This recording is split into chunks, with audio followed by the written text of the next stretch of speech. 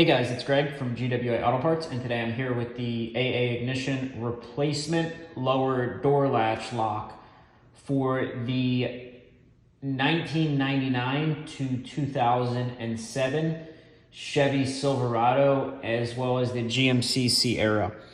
So this door latch lock is for the rear door of the pickup truck. So this is the door in the back, the suicide door that opens for the back seat on either the driver or passenger side.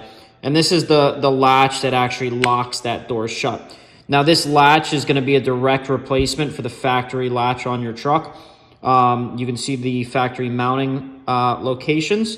And it's a pretty straightforward installation. You're going to remove the factory bolts and you're going to install this in its place. It also includes a new retaining clip here. And again, the installation is straightforward. You're going to remove the factory bolts for the latch. You're going to remove it from the vehicle and you'll reinstall the new latch in its place. If you guys have any questions about the installation or if this is the right part for your vehicle, please feel free to reach out to us. We'll be glad to help.